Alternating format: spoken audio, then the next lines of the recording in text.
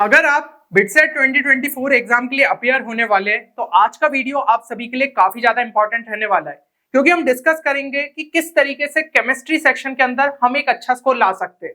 और आपको ये चीज समझने की जरूरत है कि केमिस्ट्री एक ऐसा सेक्शन है जिसमें फुल स्कोर भी जो है किया जा सकता है। और यहाँ पे हम देखने वाले हैं कि कुछ ऐसे हाई वेटेज टॉपिक्स आपके कौन से रहने वाले हैं। वैसे तो आपको जैसा कि पता होगा कि बिटसेट के अंदर वेटेज जो है ऐसा कोई फिक्स नहीं रहता, लेकिन अब जब हमें यहाँ पे चैप्टर्स को पढ़ना है या फिर रिवाइज करना है तो उसके लिए कुछ ना कुछ प्रायोरिटी ऑर्डर लेते हुए चलना पड़ेगा, क्योंकि कुछ ऐसे सेक्शन ऑफ चैप्टर्स रहते हैं जिनका वेटेज जो है हम हाई एक्सपेक्ट कर ही सकते हैं एग्जाम के अंदर। तो अगर आप जो है इसी तरीके से एक सिमिलर वीडियो फिजिक्स के लिए भी चाहते हैं तो यहाँ पे जो है हम इस वीडियो के लिए एक टारगेट लाइक्स 500 प्लस का लेते हुए चल रहे हैं। आप जो है जरूर से ये वीडियो को यहाँ पे पसंद करेंगे और नेक्स्ट वीडियो भी आपके लिए बहुत ज्यादा बेनिफिशियल साबित हो सकता है, तो जरूर से इस वीडियो को यहाँ पे लाइक करिएगा।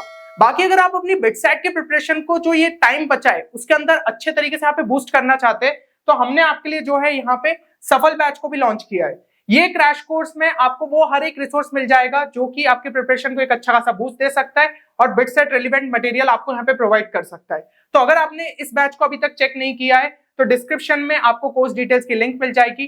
प्लस यहाँ पे इस पे जो है अभी एक स्पेशल डिस्काउंट ऑफर चल रहा है जो कि बहुत ही कम टाइम के लिए वैलिड है, तो आप जरूर से कोर्स पे जो है जल्द से जल्द एनरोल कर सकते हैं। बाकी अगर आपको कोर्स से रिलेटेड कोई भी क्वेरी रहती है तो आप जो है गिवन नंबर पे हमारी टीम को यहाँ पे कॉल भी कर सकते हैं। अब देखिए, केमिस्ट्री सेक्शन को थोड़ा सा पहले जानना पड़ेगा कि बिटसेट में ऐसा क्या जो है डिफरेंट रहता है जिसकी वजह से जो है केमिस्ट्री के अंदर एक अच्छा स्कोर किया जा सकता है। तो सबसे पहले तो एक चीज समझ लो, level of question. Level of question जो है हमें इजी टू मॉडरेट के आसपास ही देखने को मिलता है और मेजॉरिटी ऑफ क्वेश्चंस आप मान के चलिए यहाँ पे एनसीईआरटी बेस्ड रहने वाले। मतलब कि आपका हमेशा प्राइमरी टारगेट यही होना चाहिए कि एनसीईआरटी बहुत अच्छे से जो है आप यहाँ पे कर ले। ठीक है, ये आपका जो है हमेशा से यहाँ पे प्राइमरी टारगेट होना चाहिए।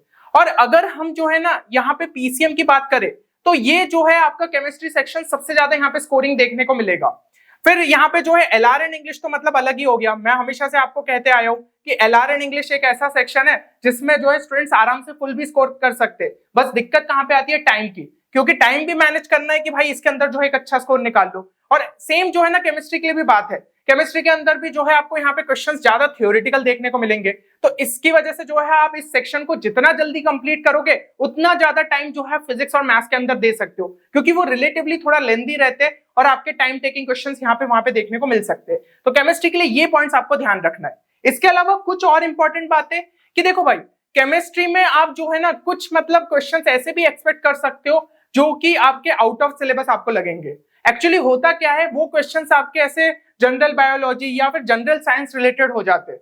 तो थोड़ा सा अगर अपन ने लॉजिक लगाया तो शायद वो क्वेश्चन बन भी जाए, और अगर नहीं भी बन रहे तो उन पे इतना फोकस मत करिए। जैसा कि मैं कह रहा हूं कि ज्यादातर टॉपिक्स आपके एनसीईआरटी बेस्ड रहने वाले, तो एनसीईआरटी अगर आप अच्छे से करके जा रहे हो तो वो क्वेश्चंस तो आपसे बन ही जाएंगे। बाकी फिर ये जनरल साइंस के ऐसा है, अगर पता है तो बढ़िया है, नहीं पता है तो भी कोई दिक्कत नहीं है।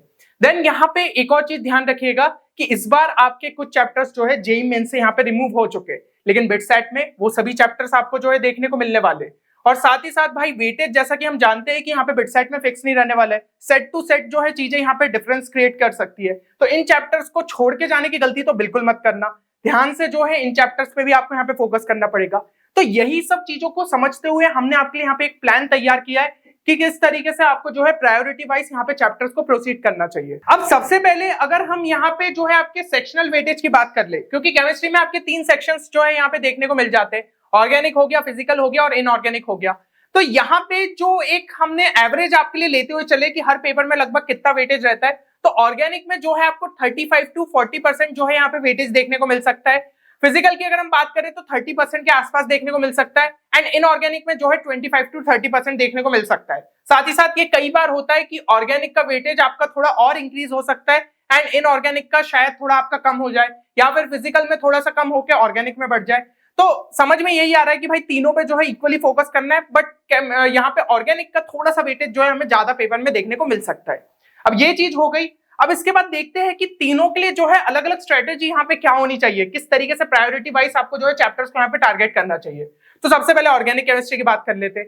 ऑर्गेनिक केमिस्ट्री में अगर हम बात करें तो प्रायोरिटी 1 पे जो है आपका यहाँ पे आइसोमेरिज्म जो है पहले कर लेना चाहिए। ठीक है ना, ये सभी प्रायोरिटी 1 के चैप्टर्स है क्योंकि इनका जो है वेटेज भी अच्छा रहने वाला है, रिलेटिवली ये इजी भी है। तो ये दो चीजें आपको यहाँ पे ध्यान रखना है। तो आइसोमेरिज्म बहुत अच्छे से कर लो, जीओसी जो है बहुत अच्छे से कर लो, यहाँ पे जो है इनके काफी क्वेश्चंस हमें देखने को मिल सकते हैं। हाइड्रोकार्बन्स भी जो है कर लीजिए, ठीक है, ये भी आपका जो है रिलेटिवली इजी है। इसके अलावा ये एक ऐसा चैप्टर है जिसके अंदर जो है वेटेज आपको थोड़ा थोड़ा जो है ज्यादा देखने को मिल सकता है। तो इसमें सभी जितनी नेम रिएक्शन है वो आपकी इंपॉर्टेंट हो जाएगी, फंक्शनल ग्रुप टेस्ट जितने आ रहे हैं वो सभी जो है आपके यहाँ पे इंपॉर्टेंट हो जाएंगे। तो ये चीजों का यहाँ पे ध्यान रखिए। इसके अलावा प्रायोरिटी 2 की अगर हम बात कर ले, प्रायोरिटी 2 में जो है आपका यहाँ पे नॉमेनक्लेचर आ जाता है, ठीक है। फिर जो है एरोमेटिक कंपाउंड्स आपको अच्छे तरीके से कर लेना है, अल्कोहल, फिनॉल और ईथर जो है ये आपका यहाँ पे इंपॉर्टेंट हो जाता है। तो ये होगा प्रायोरिटी 1, प्रायोरिटी 2, जहां से जो है हमें मैक्सिमम क्वेश्चंस देखने को मिल सकते हैं। इसके अलावा जो प्रायोरिटी 3 बचता है उसमें जो है ज्यादातर यही देखा गया है कि हेलोजन्स वाला जो आपका यहाँ पे चैप्टर है उससे थोड़ा सा कम देखने को मिलते हैं, ठीक है। हेलो एल्केन्स, हेलो एरीन्स जो आपका हो जाता है। फिर ऑर्गेनिक कंपाउंड कंटेनिंग नाइट्रोजन से भी थोड़ा सा कम क्वेश्चन देखने को मिलता है, और इसमें भी जो ज्यादा क्वेश्चंस आएंगे वो आपके एमाइंस वाली साइड से ही आएंगे, ठीक है ना। जो साइनाइड्स वाला पोर्शन होता है उतना नहीं पूछा जाता है, एमाइंस वाला जो पोर्शन है वो आपका यहाँ पे ज्यादा इंपॉर्टेंट हो जाता है। इसके अलावा जो है पीओसी आपका लास्ट में बच जाता है। तो इस तरीके से जो है प्रायोरिटी वाइज चैप्टर्स को प्रोसीड करें कि सबसे पहले प्रायोरिटी 1 के कंप्लीट करें, फिर प्रायोरिटी 2 के, फिर जो है प्रायोरिटी 3 के। हमारे पास टाइम सफिशिएंट है, बट उसको जो है प्रॉपर तरीके से यहाँ पे बैलेंस करते हुए चलना पड़ेगा। अच्छा, ऑर्गेनिक के लिए ना यार जो बचे हुए कुछ आपके चैप्टर्स हो जाते हैं, जैसे कि भाई बायोमोलिक्यूल्स हो गया, केमिस्ट्री इन एवरीडे लाइफ हो गया, पॉलीमर्स हो गया, एनवायरमेंटल केमिस्ट्री हो गया। तो एक चीज ध्यान रखो, इन चैप्टर्स के लिए ना पिछले चैप्टर्स के ऐसे नॉलेज की जरूरत नहीं है, क्योंकि जीओसी आपको पता होना चाहिए, तभी जो है आगे के चैप्टर्स आप अच्छे से कर सकते हो। हाइड्रोकार्बन्स हो गया आपका, या फिर हम जो है कहे एल्डिहाइड कीटोन्स, लेकिन इन चैप्टर्स के लिए ऐसी जरूरत नहीं है। ये जो है प्रॉपर रेक्टिफिकेशन वाले चैप्टर्स है। थोड़ा बहुत ऑब्वियसली कॉन्सेप्ट्स लग जाते हैं, लेकिन ज्यादातर चीजें रटने वाली रहती है। और उसमें भी भाई ये 3 चैप्टर्स जो है आपके यहाँ पे जेईई मेंस के सिलेबस में देखने को नहीं मिलेंगे।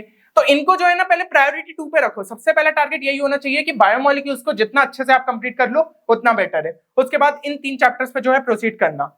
और कुछ क्वेश्चंस ना इन्हीं साइड से जो है आपके रिलेटेड रहते हैं, जो कि थोड़े जनरल साइंस से देखने को मिलते हैं, जैसा कि मैंने शुरू में भी आपको बताया था। तो वो आपको लगेगा कि भाई आउट ऑफ सिलेबस है, लेकिन फिर भी जो है मेजॉरिटी स्टूडेंट से ये एक्सपेक्ट किया जाता है कि वो क्वेश्चंस आपसे जो है बन जाना चाहिए। अब ऑर्गेनिक के लिए कुछ अगर मैं बताऊं आपको इंपॉर्टेंट चीजें जो कि आपको ध्यान रखना चाहिए, या फिर अगर हम बात करें कि इस टाइप के ही क्वेश्चंस जो है आपको पेपर में देखने को मिल सकते हैं, तो सबसे पहले हो जाता है नेम रिएक्शंस। बहुत ही ज्यादा इंपॉर्टेंट है। जितनी भी आपकी क्लास 11 एंड क्लास 12 के अंदर नेम रिएक्शंस आ रही है, वो सभी जो है आपको पेपर पे एक अच्छे से लिख लेना चाहिए, और रोज जो है कम से कम मेमोराइज करना चाहिए। कभी कभी क्वेश्चंस में क्या होता है, आपको रिएक्शन जो है दे दी गई, ऑप्शंस में डाल दिया कि नेम रिएक्शन जो है आपकी इनमें से कौन सी है, या फिर नेम रिएक्शन दे दी और फिर 4 ऑप्शन हो गए कि इनमें से जो है कौन सी ये वाली नेम रिएक्शन आपकी है।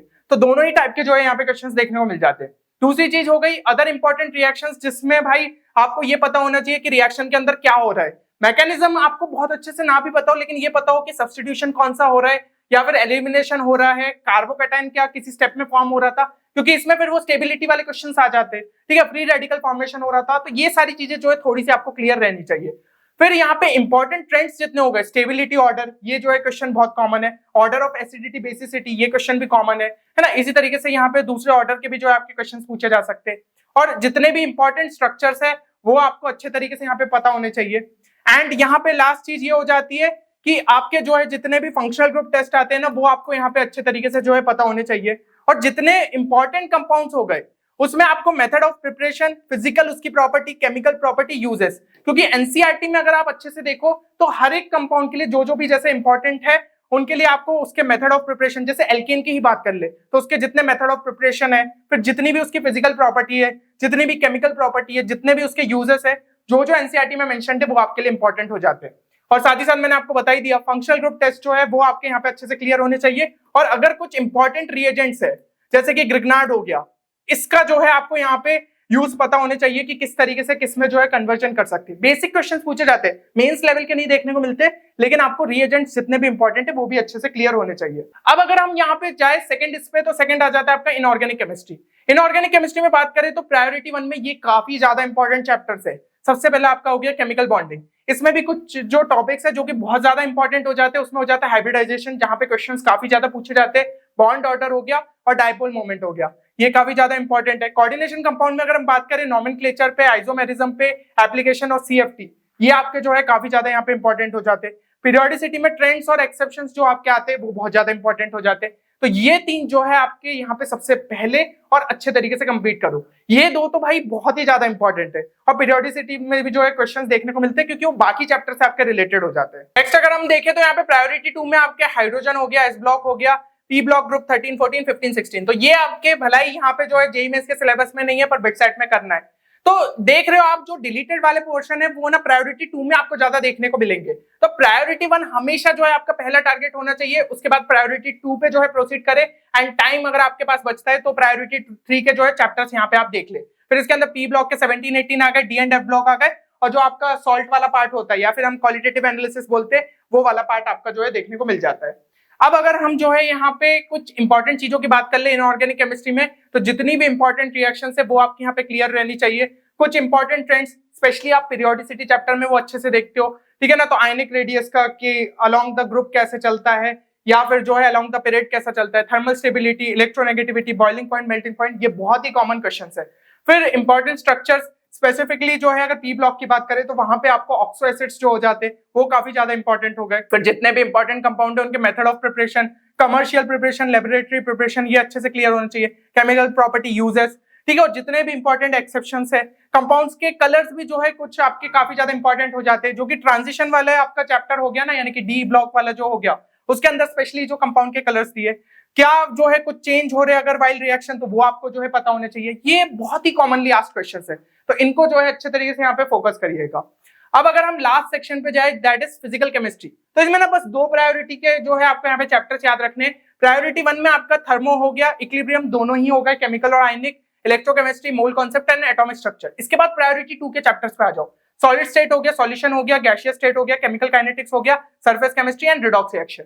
ये जो है आपके यहाँ पे प्रायोरिटी 2 पे हो जाते हैं।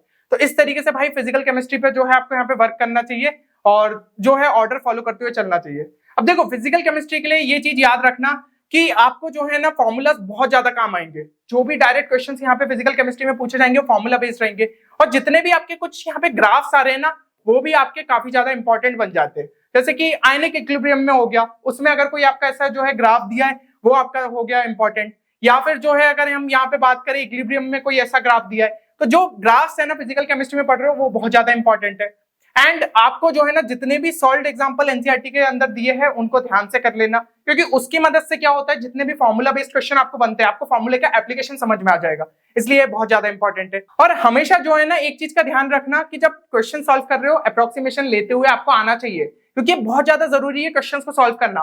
तो इवन हमारे जो क्रैश कोर्स है उसमें मैंने कई बार आपको ये चीज बताई होगी कि कैसे जो है आप अप्रोक्सीमेशन ले सकते हो, क्योंकि फिजिकल केमिस्ट्री के क्वेश्चंस कई बार बहुत लंबे हो जाते हैं, तो अप्रोक्सीमेशन आपको लेते हुए बनना चाहिए। और हमेशा जो है इस टाइप के क्वेश्चंस आपको लास्ट में थोड़ा सा अटेम्प्ट करना चाहिए, क्योंकि अगर हम बात करें इनऑर्गेनिक केमिस्ट्री की तो बहुत जल्दी कर सकते हो, या तो क्वेश्चन आता है या नहीं आता है। लेकिन फिजिकल केमिस्ट्री में ऐसा है फॉर्मूला आता भी है तो उसके बाद जो है आपको यार यहाँ पे थोड़ा कैलकुलेशन करना पड़ेगा, तब जाके फाइनल आंसर तक पहुंचोगे, तो ये थोड़ा सा टाइम टेकिंग आपका जो है सेक्शन हो जाता है।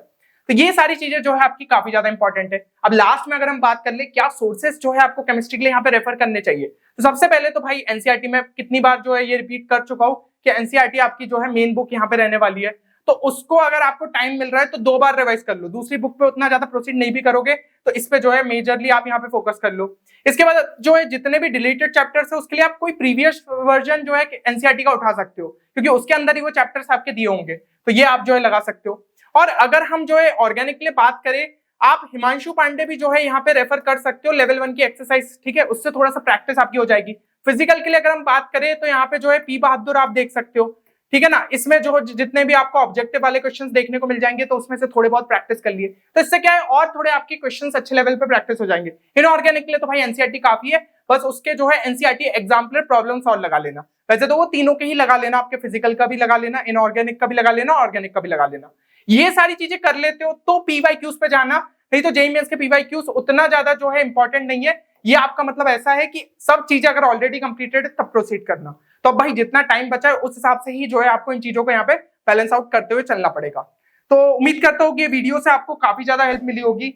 अब एक बार जो है यहाँ पे अपना टारगेट स्कोर केमिस्ट्री का जरूर से मेंशन करिएगा, और जैसा कि मैंने वीडियो के शुरू में कहा था, अगर आप जो है सिमिलर वीडियो यहाँ पे फिजिक्स के लिए चाहते हैं तो इस वीडियो को जरूर लाइक करिएगा। अगर हम अपने टारगेट लाइक्स तक जल्द से जल्द पहुंचते तो वो वीडियो भी आपके लिए पब्लिश किया जाएगा। और आप देख रहे हो यार बिटसैट एग्जाम पे ज्यादातर यहाँ पे कोचिंग्स इतना ज्यादा फोकस नहीं करती है, बट हम आपको ट्राई करेंगे कि रेलिवेंट और सबसे ज्यादा जो इंपॉर्टेंट इन्फॉर्मेशन है वो इस चैनल पे आपको प्रोवाइड करे। तो चैनल के साथ बने रहिएगा। मिलते हैं अगले वीडियो में, तब तक के लिए take care and good bye.